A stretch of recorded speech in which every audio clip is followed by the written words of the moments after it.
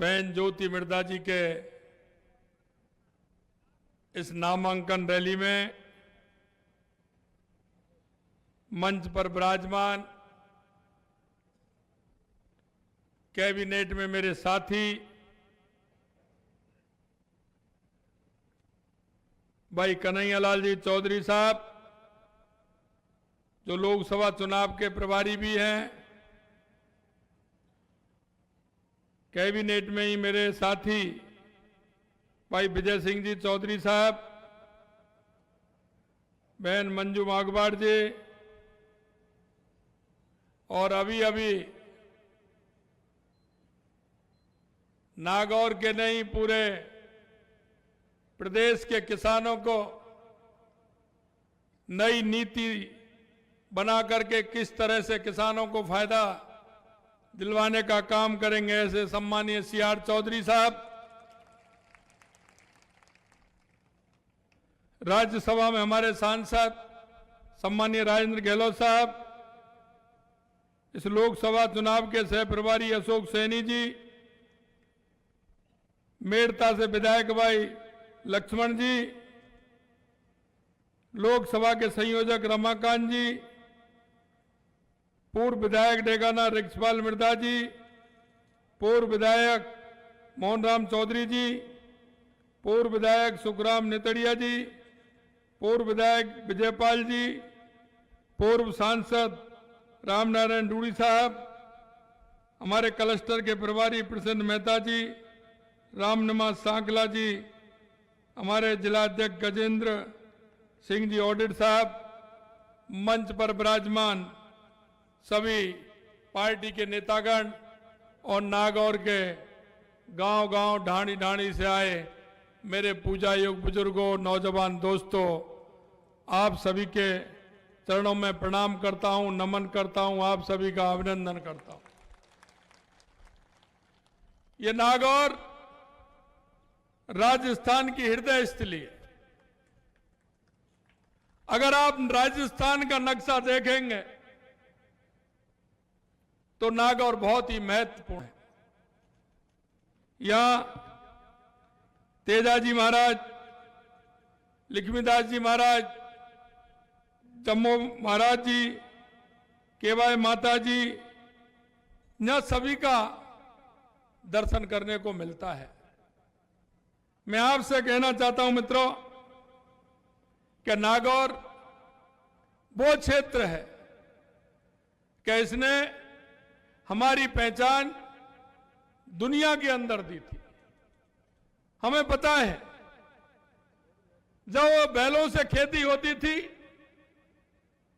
दुनिया में पर्वतसर का मेला दुनिया में प्रसिद्ध था। लोग यहां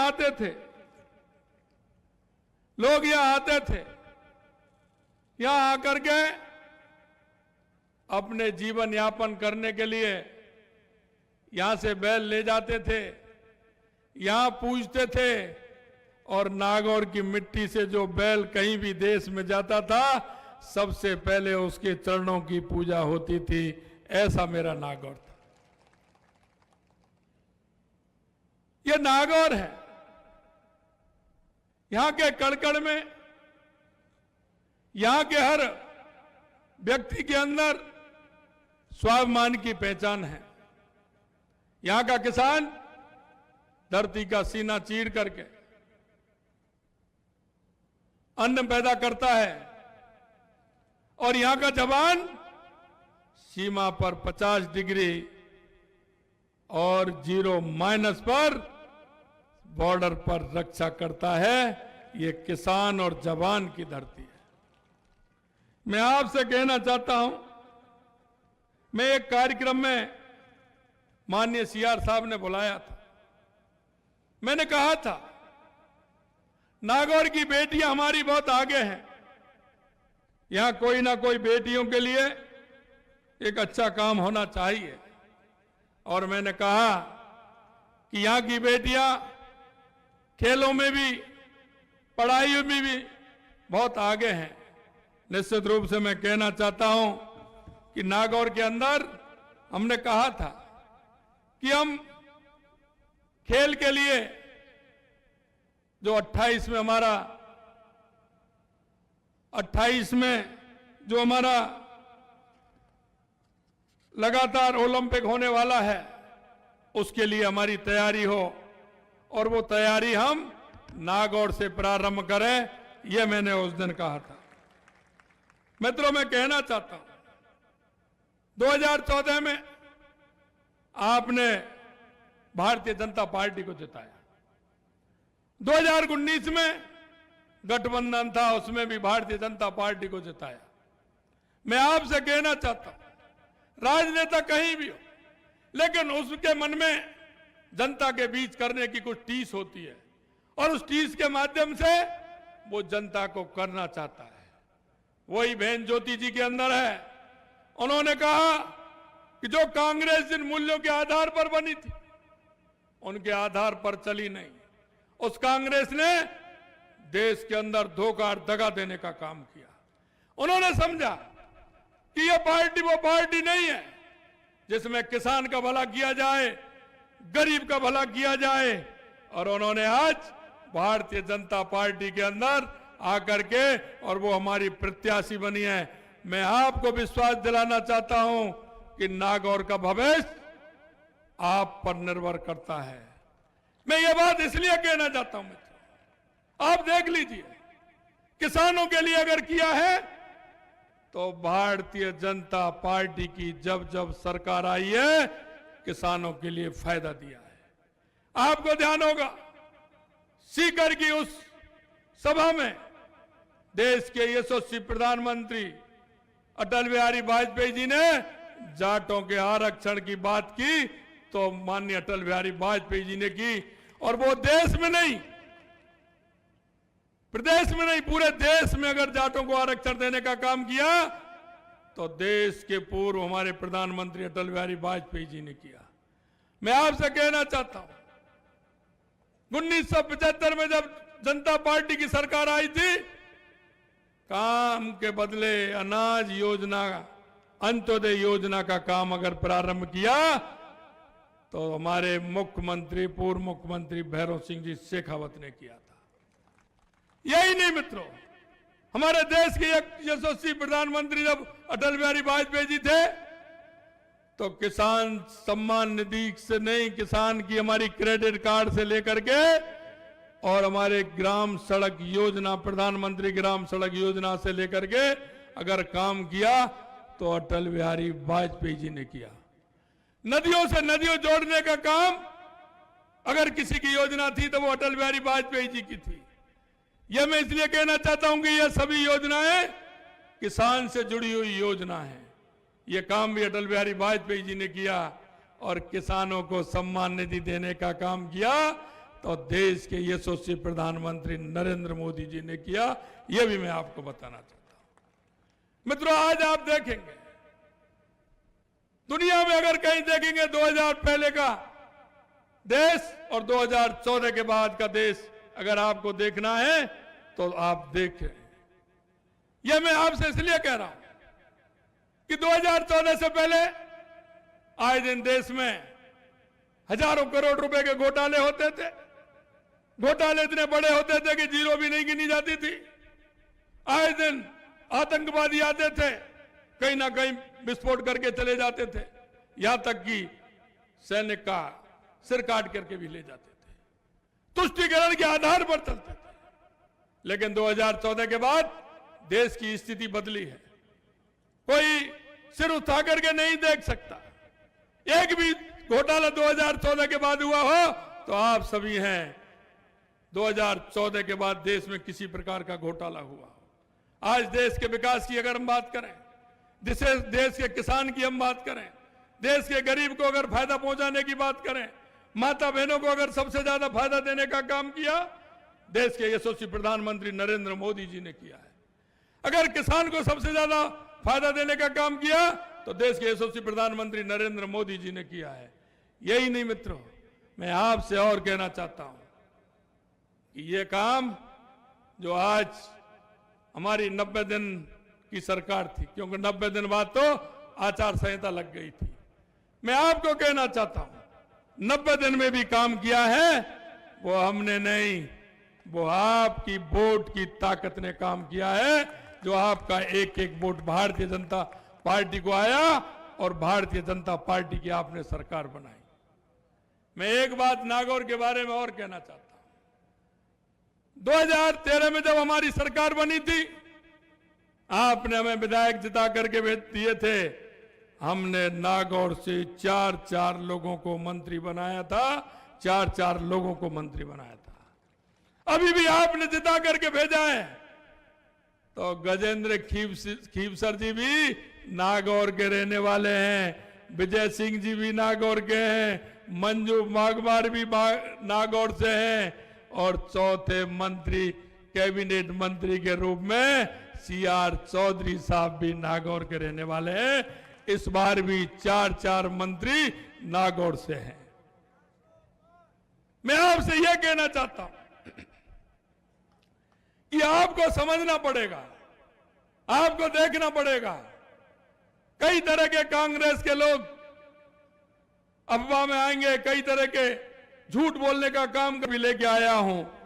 जो कांग्रेस के लोगों ने घोषणा की है, कांग्रेस के लोगों ने घोषणा की है, लेकिन एक भी काम नहीं हुआ है। ये पेपर भी मैं लेके आया हूं, कितनी उन्होंने घोषणा की है।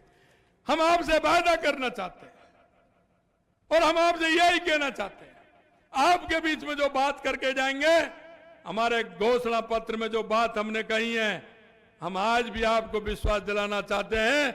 हम एक एक हमारे घोषणा पत्र, संकल्प पत्र की बात को हम पूरा करेंगे, एक एक बात को हम पूरा करेंगे। हमने आपसे कहा था, 15 दिसंबर को हमने शपथ ली थी, हमने कहा था 16 दिसंबर को, और हमने हमारी घोषणा पत्र में भी कहा था कि जिन लोगों ने इन युवाओं के आंखों में आंसू लाने का काम किया है, युवाओं को दर्द देने का काम किया है, हम उनको बख्शने वाले नहीं हैं, हम उनको छोड़ने वाले नहीं हैं।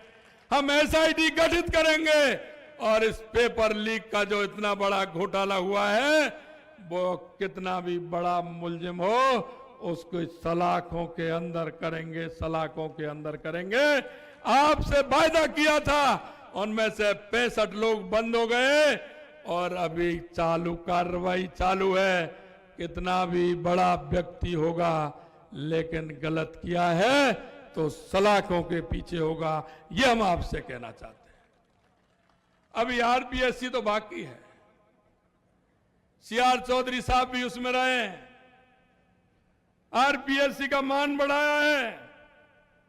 देश के अंदर इस RPSC का बहुत बड़ा नाम था, उसके विश्वास का, उसको भी खत्म करने का काम कांग्रेस के लोगों ने किया है।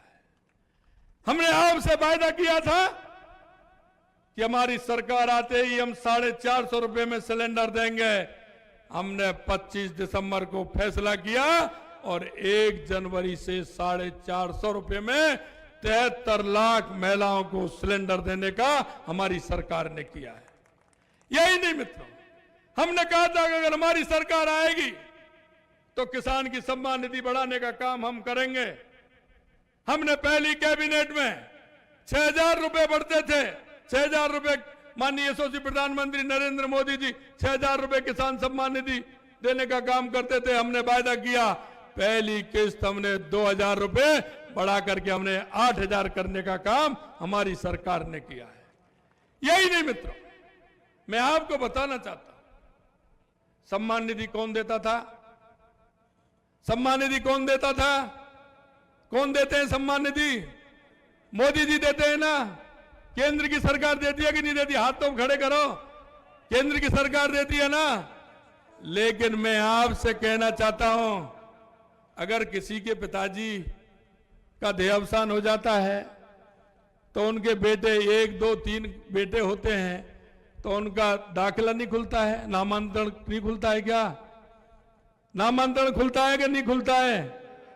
अगर उनको तो इसलिए नहीं मिल रही कि उनके पिताजी चले गए, उनको इसलिए नहीं मिल रही कि जब नामांतरण खुलता है तो उसकी सूची केंद्र सरकार ने मांगी कि आप वो सूची भेजिए। इस राजस्थान की सरकार ने उस सूची को भी केंद्र में नहीं भेजा। 60,000 से ऊपर वो सूची हमने भेज करके नए 60,000 किसानों को जोड़ने का काम हमारी सरकार ने किया है। यही नहीं मित्रों, हमने कहा गेहूं की एमएसपी बढ़ाने का काम हमारी सरकार करेगी।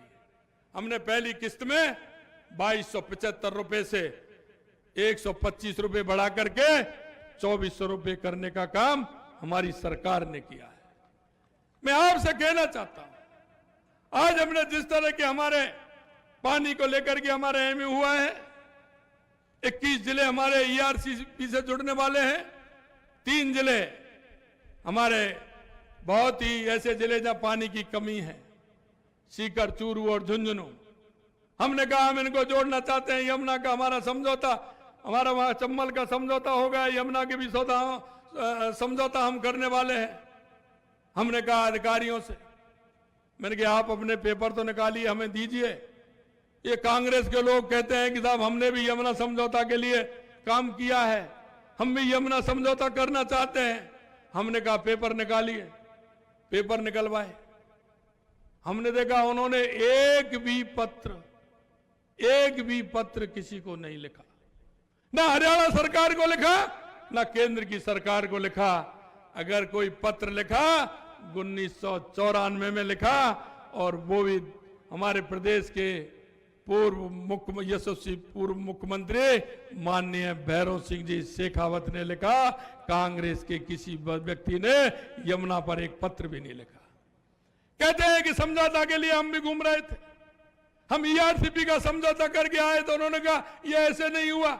मैंने कहा आप बताओ कैसे होगा, आपके पास कोई पेपर हो तो वो ले आओ। आपने कहां समझौता करने की बात कही है, हमने वो भी किया।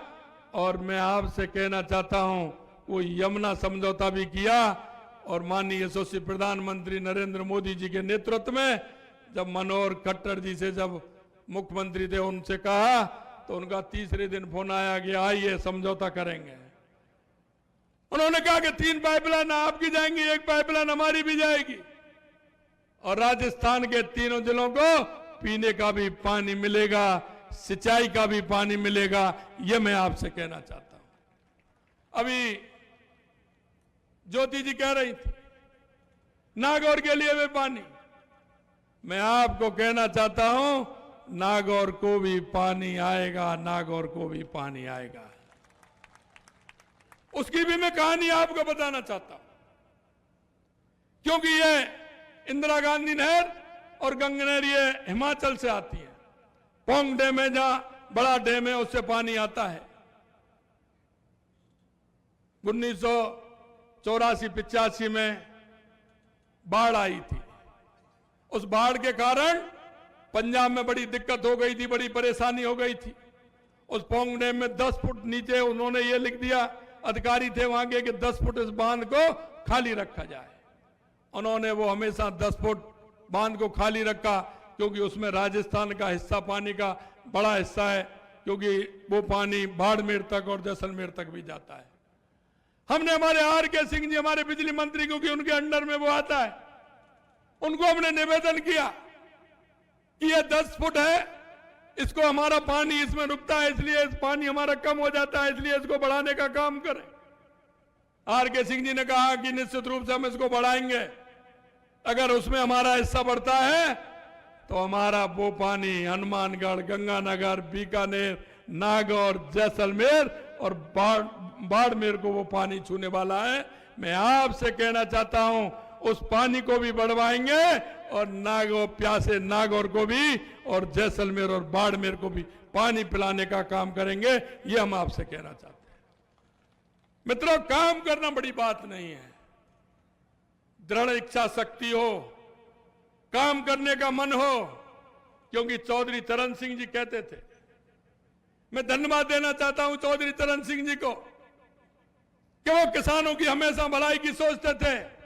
अगर इस देश के अंदर किसानों के बारे में सोचा है, तो या तो चौधरी चरण सिंह जी ने सोचा है, या अटल बिहारी वाजपेयी जी ने सोचा है, और या हमारे देश के यशस्वी प्रधानमंत्री नरेंद्र मोदी जी काम कर रहे हैं। कभी किसी ने किसानों की परवाह नहीं की। ये मैं आपसे कहना चाहता हूं मित्रों, ये मेरे मुल्क के मालिक जो मुल्क का मालिक है वो दर दर की ठोकर खा रहा है।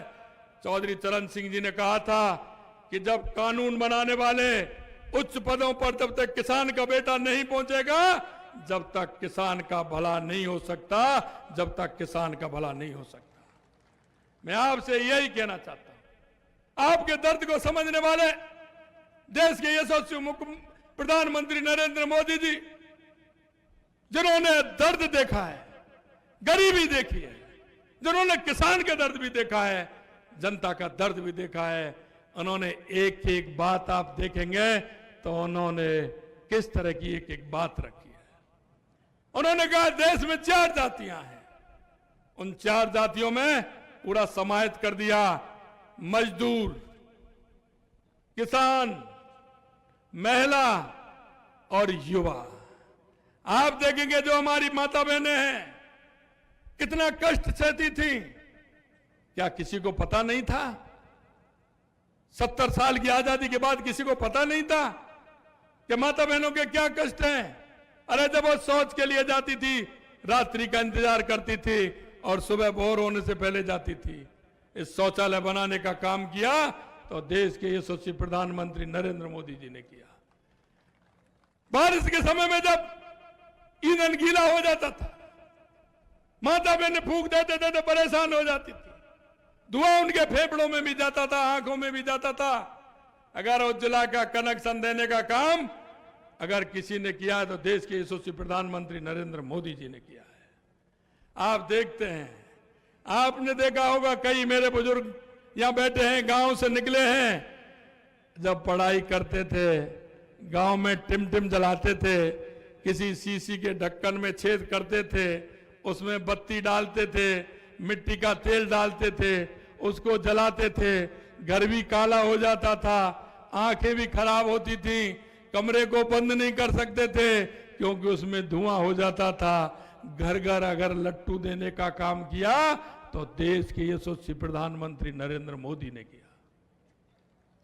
मित्रों, एक एक छोटी बात अब अभी देख रहे हैं, नल से जल देने का काम अगर कोई कर रहे हैं तो देश के यशस्वी प्रधानमंत्री नरेंद्र मोदी जी कर रहे हैं। छोटी छोटी बातें हैं, लेकिन आप देख रहे होंगे उनको कितना ध्यान है मेरे गांव का, किस तरह से किसान किस तरह से रहता है।